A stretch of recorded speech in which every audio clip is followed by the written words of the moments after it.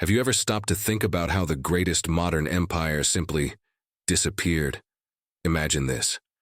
A country with the largest nuclear arsenal on the planet, massive armies, espionage worthy of a movie, and political control over half the world. That was the Soviet Union, the superpower that directly rivaled the United States during the Cold War. And suddenly, in just a matter of months, this giant fell without the need for a third world war. No enemy attacks, no nuclear bombs exploded. So what happened? How did an empire with such power collapse right before the eyes of the world? Today you will understand why the Soviet Union, the greatest empire of the 20th century, came to an end in such an unexpected way. Get ready, because this story has espionage, economic crises, internal conflicts, and a series of mistakes that changed the course of world history forever. The history of the 20th century was marked by a rivalry that dominated the planet. On one side, the United States. On the other, the Soviet Union. Two completely different models of society, economy, and power, competing for every move in a silent war known as the Cold War. The Soviet Union was not just a country. It was an empire that united 15 republics and controlled a vast territory stretching from Eastern Europe to the far reaches of Asia. Its government promised equality and prosperity through socialism, but it hid internal crises, censorship, political persecution, and a heavy, inefficient economic system. For decades, the USSR kept the world under tension, participating in the space race, investing in nuclear weapons, and influencing governments on every continent. But behind the Iron Curtain, the reality was different. The economy was collapsing, the population suffered shortages, and ideas of freedom began to spread like wildfire. Within a few years, the red giant started to crumble, and what seemed impossible became reality. In 1991, the hammer and sickle flag was lowered from the Kremlin, and the greatest empire of the 20th century simply came to an end. In this video, you will understand the reasons behind this collapse, learn about the strategic mistakes that accelerated the end of the Soviet Union, and discover the backstage of the last hours of this empire. What really caused the fall of the USSR? Why couldn't anyone stop it? And most importantly, could another modern empire follow the same path? To understand the end of the Soviet Union, we must first go back to the beginning.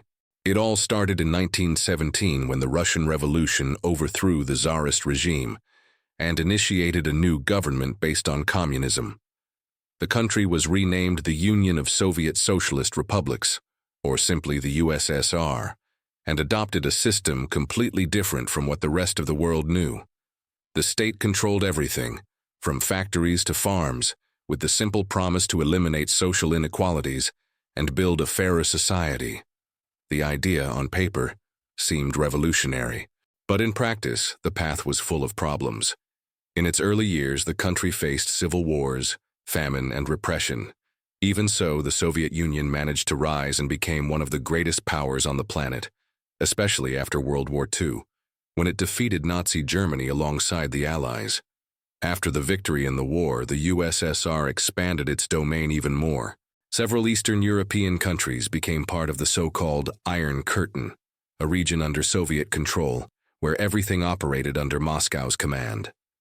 That's when the Cold War began, a power struggle between the Soviet Union and the United States. It wasn't a typical war, with battles and armies fighting directly, but a war of influence, espionage, and technological races. Who could launch the first satellite into space? Who controlled more countries? Who had the most powerful nuclear arsenal? It was a constant fight to see who ruled the world. During this period, the Soviet Union invested heavily in the military industry, built one of the largest armies in history, and created a political system where the Communist Party decided everything. But while showing strength to the world, the Red Empire hid internal cracks. The economy was based on state planning and bureaucracy, causing delays, waste, and shortages of products. The population lived under censorship, with no freedom of expression and limited access to outside information. Still, fear and military power kept the system functioning, but time was against them. Gradually, the cracks began to widen, and the Soviet giant started stumbling over its own feet. In the next sections, you'll understand how these internal failures paved the way for total collapse. While the world saw the Soviet Union as a military and technological superpower, inside the empire was slowly rotting. The central problem was the economy. Unlike capitalism, where companies compete to improve products and reduce costs, the Soviet economy was entirely controlled by the state. This meant the government decided how much would be produced, what would be manufactured, and how much everything should cost. It sounds efficient on paper, but in practice, it created a disastrous effect. Factories had no incentive to improve products. There was a shortage of food, huge lines for basic items like bread and meat, and an increasingly dissatisfied population. The USSR spent trillions of rubles on tanks, bombs, and nuclear weapons, but couldn't stock markets with simple products like soap or toilet paper. Furthermore, the Soviet Union heavily invested in wars and external conflicts. The most emblematic case was the invasion of Afghanistan in 1979. The Soviet government believed it would be a quick occupation, but ended up stuck in a military quagmire, spending billions and losing thousands of soldiers in a war that lasted nearly 10 years. This conflict became known as the Vietnam of the Soviet Union, because it caused a similar wear and tear as the US experienced in the 70s. And this wear was not just military but also economic and political. The situation inside the Soviet Union worsened in the 80s. The healthcare system was failing, industries could no longer produce at scale, and Soviet technology, once a point of pride, began to lag behind the West. While the United States launched personal computers and made technological advances, the USSR still depended on aging factories and obsolete equipment. The population, which previously accepted this reality out of fear of repression, started to question, why don't we have access to what the rest of the world has? Why can't we buy the basics to live? These questions slowly spread among the people, even under censorship. It was the beginning of the end. The Soviet economy was drowning in debt, inflation began to appear, and food lines became routine. The Red Empire was rotting from within, and there was no longer any way to hide this from the population. But the real collapse was yet to come, and would gain momentum with the arrival of a new leader who promised radical changes. Amid this economic crisis and popular discontent, a new figure emerged who would completely change the Soviet Union's fate: Mikhail Gorbachev. He took power in 1985 with a bold proposal to reform the system from within. Gorbachev believed it was possible to save the Soviet Union if it modernized. To do this, he launched two programs that became world famous. The first was perestroika, meaning restructuring. The idea was to reform the economy by giving companies more autonomy, allowing small private initiatives, and trying to make the system more productive. But since the Soviet economy was already in shambles, these changes came too late. Instead of improving, the situation became even more confused. Nobody really knew how to operate in this new model that mixed state control with partial economic freedom.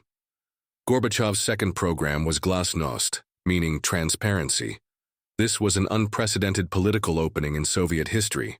Suddenly, people could publicly criticize the government, denounce corruption, talk about past mistakes, and debate ideas that were previously forbidden.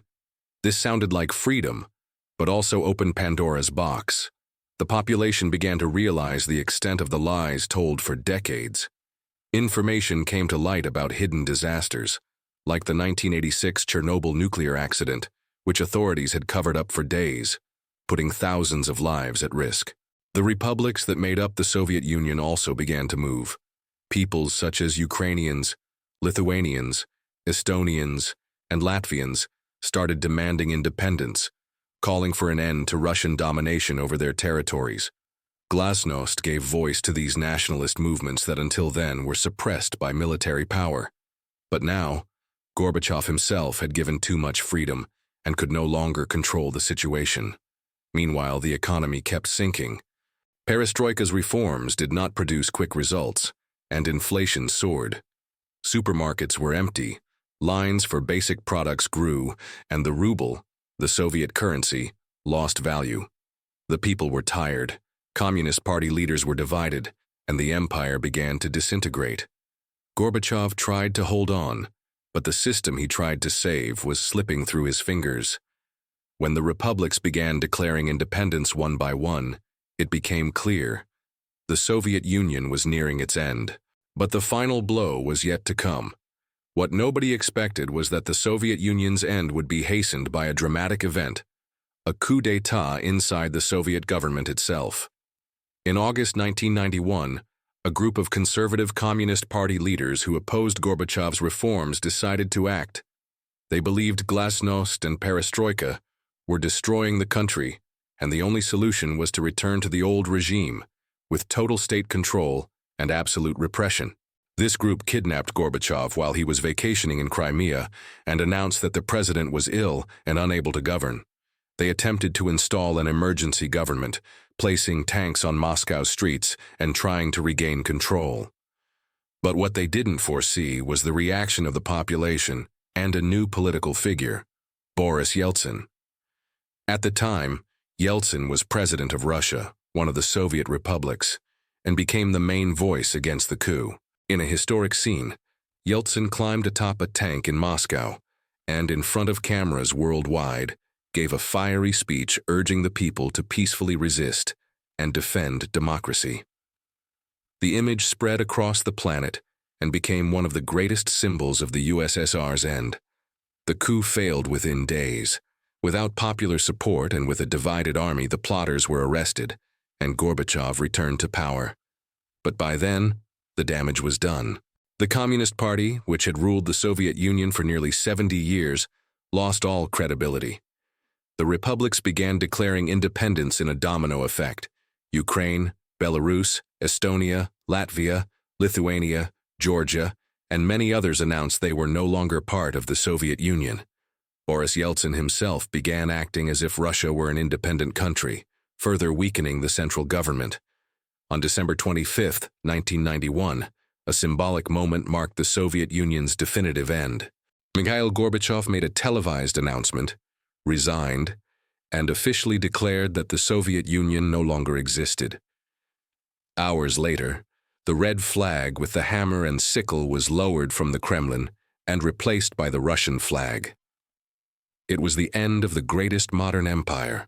No world war, no foreign invasion, just an internal collapse caused by economic crises, political conflicts, and the inability to adapt to modern times. The Cold War ended there, and the world entered a new era, with consequences we still feel today. The climax of this story happened on a cold December night, December 25, 1991. While much of the world celebrated Christmas, inside the Kremlin, one of the most symbolic scenes of modern history took place. Mikhail Gorbachev, alone in his office, turned on the state television cameras and made a historic announcement. In a calm but visibly weary tone, he said he was resigning as president of the Soviet Union, and that from that moment on, the country that had existed for nearly 70 years simply ceased to exist. It was a moment without gunfire, explosions, or armies clashing. It was a gigantic empire quietly dissolving before the world's eyes on television. A few hours later, at 7:32 p.m. Moscow time, the red hammer and sickle flag was lowered from the Kremlin for the last time. In its place, the white, blue, and red Russian flag was raised, officially marking the end of the Soviet Union. There was no turning back. A political, economic, and ideological system that challenged the world for decades was now history. The greatest modern empire had fallen, not by an external enemy's force but by internal errors, accumulated crises, and failure to change in time. The world woke up the next day without the Soviet Union, and nothing would ever be the same. The fall of the Soviet Union was not just the closing of a history chapter. It was a profound transformation that changed the political, economic, and social balance of the entire world.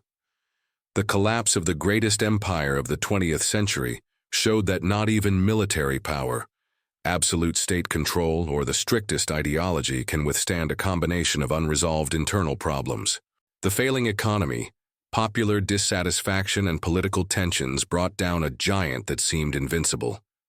Also, The roles of leaders like Mikhail Gorbachev and Boris Yeltsin showed that the pursuit of reforms, even poorly planned, can accelerate irreversible changes. Today, the consequences of this event are still felt worldwide. New countries emerged, alliances were reshaped, and the Cold War finally ended. And this story serves as a warning to any power that believes it is eternal. What do you think? Could any current empire be nearing its end? Comment below, subscribe to the channel, and don't miss the next videos to learn more about the greatest mysteries of history.